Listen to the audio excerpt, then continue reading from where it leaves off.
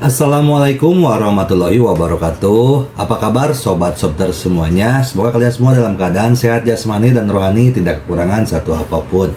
Oke, Mimin akan lanjutkan cerita Yechen-nya. Tapi seperti biasa, tolong dibantu tekan tombol like dan berkomentar juga. Terima kasih sesudah dan sebelumnya. Jangan lupa bantu tekan like dan berkomentar. Jumat, tanggal 15 September tahun 2023. Hadiah untuk Tuan Muda. Bab 6546 sampai bab 6550. Jazakumullah khairan kasiran. Terima kasih kepada Tuan Wasis Murti yang sudah kirim super thanknya. Semoga rizkinya semakin berkah dan kebaikannya dibalas sama Tuhan Yang Maha Esa berlipat-lipat ganda, serta dilancarkan dalam segala urusannya, dan disehatkan selalu. Amin ya robbal alamin. Melihat 3 batang kayu cendana yang akan terbakar, Lin Waner tampak kalah. Dia berkata kepada Ye Chen dengan sedikit kebingungan, "Kamu bahkan dapat menghitung bahwa kita dapat melawan. Siapa mereka?" Ye Chen menggelengkan kepalanya. "Saya tidak dapat memahaminya." Perasaan ini seperti terbuka pada Tuhan perspektif. Sama. Saat dia mengatakan itu, dia berjalan melewati aula utama dan hendak pergi ke halaman belakang untuk mencari tahu. Tapi dia tertarik oleh pintu kayu di belakang aula utama. Dia dengan hati-hati membuka pintu dan menemukan sebuah ruangan kecil berukuran sekitar 5 atau 6 meter persegi di dalamnya. Ye Chen melirik sekilas dan menemukan bahwa sepertinya tidak ada apapun di ruangan itu kecuali kursi kayu sederhana dan meja kayu kecil yang lebarnya kurang dari setengah meter. Di dalam ruangan terdapat aroma khas yang membuat orang merasa segar. Ingat selalu Sobter Channel. Ye Chen melihat lebih dekat dan melihat seutas gelang yang warnanya hampir sama dengan meja kayu yang diletakkan di atas meja kayu kecil. Gelang ini terbuat dari manik-manik kayu dengan diameter sekitar 1 cm. Seluruh badannya berwarna coklat tua dengan corak berbeda-beda, sangat mengkilat, dan memancarkan wangi kayu yang kuat. Gelang itu diletakkan di tengah meja, dan sepertinya ada orang lain yang sengaja meninggalkannya di sini. Ye Chen melangkah maju dan mengambil gelang itu. Dia bisa merasakan tekstur hangat di setiap manik gelang. Ringannya keseluruhan gelang itu, ditambah dengan aroma yang istimewa.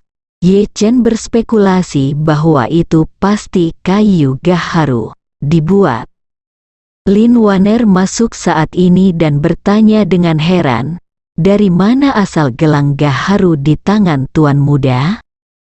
Ye Chen kembali menatapnya dan tersenyum, "Saya menemukannya di meja ini." Lin Waner datang dan dengan hati-hati bertanya, "Tuan, bisakah Anda mengizinkan saya melihatnya?" Ye Chen mengangguk dan menyerahkan gelang gaharu itu padanya. Lin Waner dengan hati-hati memegang gelang di tangannya dan memeriksanya, sambil berseru, "Ini adalah jenis gaharu terbaik, Baikinan, dan Hainan Baikinan sudah tidak lagi dicetak. Ini bahkan unik yang belum pernah ada sebelumnya. Pernah terlihat di antara Hainan Baikinan.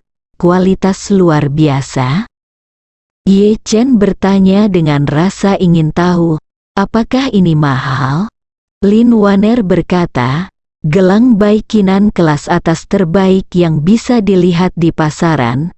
Harga lelangnya sekitar ratusan ribu per gram. Tapi kualitasnya masih jauh lebih buruk dari ini. Keluarga budak tidak pernah melihat yang bagus, bahan." Ye Chen berseru, "Kamu telah minum teh dari Ibu Puca sampai hari ini. Saat aku pertama kali bertemu denganmu di Eropa Utara, porselen biru dan putihmu adalah yang terbaik dari yang terbaik.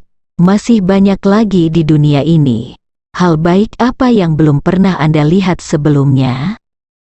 Lin Wanner menutupi bibir merahnya dengan tangan gioknya, dan berkata sambil tersenyum tipis, "Tuan muda, Anda terlalu tinggi memikirkan keluarga budak. Ada terlalu banyak orang di dunia ini yang meringkuk harimau, naga tersembunyi, dan hampir sebagian besar dari mereka adalah apapun yang dapat diketahui dunia bukanlah yang terbaik. Jadi wajar jika menemui kebaikan hal-hal yang belum pernah kamu lihat sebelumnya." Setelah mengatakan itu, dia mengembalikan gelang itu kepada Ye Chen dan berkata, "Tuan, ini gelang itu seharusnya menjadi hadiah yang mereka berikan padamu. Terima saja dan simpan dengan aman." Ye Chen berkata, "Mungkin itu untukmu." "Tidak."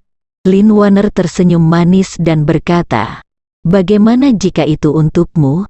Mereka mungkin tidak mampu memberikannya kepadaku." Ye Chen bertanya dengan rasa ingin tahu, "Mengapa kamu mengatakan itu, Lin?" Wanner tersenyum dan berkata, "Tuan, hitung gelang ini, tidak lebih, tidak kurang. Totalnya ada 18 manik-manik. Jika keluarga budak mengingatnya dengan benar, Tuan muda seharusnya hanya merayakan ulang tahunnya yang ke-28 tahun ini, dan usianya belum 29, kan? Bukankah ini yang dia persiapkan untuk tuannya? Jika disiapkan untuk keluarga budak, setidaknya harus mengenakan lebih dari 300 manik-manik benar-benar sia-sia." Ye Chen terkejut, dan dengan cepat menundukkan kepalanya dan menghitung manik-manik di gelang itu. Memang tidak lebih, tidak kurang, 28. Kebanyakan gelang sebenarnya mempunyai 19 manik-manik. Hal ini karena kebanyakan orang yang memakai gelang tidak hanya mengejar bahannya tetapi juga makna yang mendalam. Dalam agama Buddha, kebanyakan manik-manik memiliki 19 manik-manik yang memiliki arti yang sama, kepala Buddha, ditambah 18 dharma yang berbeda.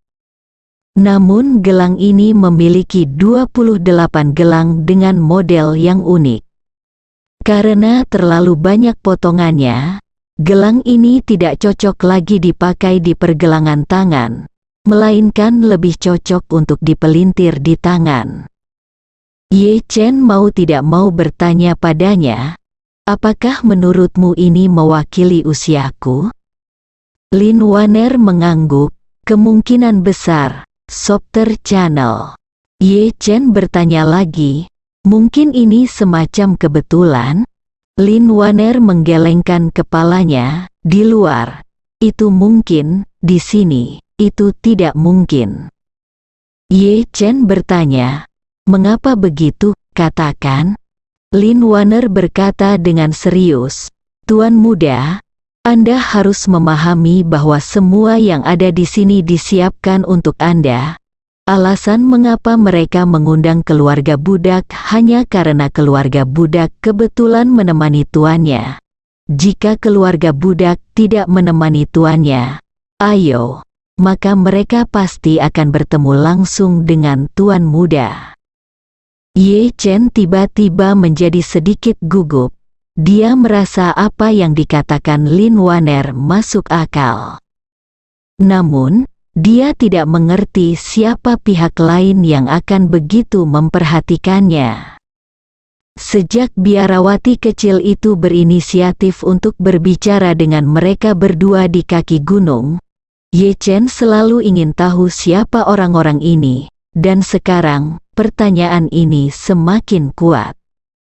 Pada saat ini, Lin Wanner tiba-tiba teringat sesuatu dan berkata, "Tuan, ketika saya baru masuk, saya tidak melihat siapapun masuk atau keluar ruangan ini.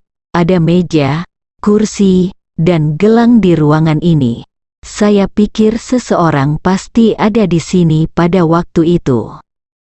Ye Chen mengangguk, itu pasti dalang di balik mereka. Setelah mengatakan itu, Ye Chen mengambil gelang di tangannya dan memutarnya sejenak, lalu berkata, saya tidak tahu kenapa mereka tertutup, tapi rasanya memang seperti yang kamu katakan, tidak seperti musuh. Adapun latar belakang mereka, kita hanya bisa menunggu sampai mereka muncul lain kali. Pada titik ini, Ye Chen menatap Lin Waner dan bertanya padanya, kamu berkata, karena mereka hanya melakukan ini jika mereka tidak ingin aku terus bergerak maju. Jika aku meninggalkan pintu ini dan terus berjalan lebih jauh ke pegunungan 100.000, akankah mereka menghentikanku lagi? Lin Waner bertanya dengan ngeri, Tuan Muda, Anda apakah Anda serius? Ye Chen berkata, untuk saat ini, kami hanya mendiskusikan kelayakan rencana ini. Lin Waner berkata dengan kusut, Tuan Muda, secara teori seharusnya seperti ini, tetapi keluarga budak tetap tidak menyarankan Anda mencobanya. Ye Chen melihat gelang di tangannya dan berkata sambil tersenyum, jangan khawatir, aku hanya mengatakannya dengan santai. Aku tidak terlalu tidak sopan. Setelah itu, dia meletakkan gelang itu dan berkata kepada Lin Waner, ayo pergi ke halaman belakang dan melihat-lihat, jika tidak ada yang abnormal, ayo kembali ke Jinling. Lin Waner akhirnya merasa lega dan menemani Ye Chen ke halaman belakang King Zhaoan. Halaman belakang biara ini tidaklah besar. Hanya ada beberapa rumah beratap genteng. Sepertinya disinilah tempat tinggal para biarawati di biara tersebut. Namun tempat ini sudah lama kosong, dan sepertinya sudah lama tidak ada orang yang tinggal di dalamnya. Hal ini pun semakin membuktikan dugaan Lin Waner bahwa kedua biarawati yang ditemuinya bukanlah biarawati sungguhan. Ye Chen bahkan curiga kuil King Zhao telah ditinggalkan selama bertahun-tahun, tetapi kali ini mereka hanya membukanya sementara untuk menghentikannya. Keduanya tidak menemukan petunjuk berharga apapun di halaman belakang, tetapi mereka melihat jalan setapak menuruni gunung dari belakang di luar pintu belakang halaman belakang. Kalau dipikir-pikir, mereka mengungsi melalui jalan pegunungan ini, karena lebih dari 1 jam telah berlalu, Ye Chen tidak dapat melihat petunjuk apapun di sepanjang jalan ini. Untuk menghormati orang-orang ini, dia tidak berpikir untuk mengejar mereka untuk mencari tahu. Melihat jalan yang berkelok-kelok, Ye Chen menghela nafas pelan dan berkata kepada Lin Waner, ayo kembali ke Jinling. Bersambung.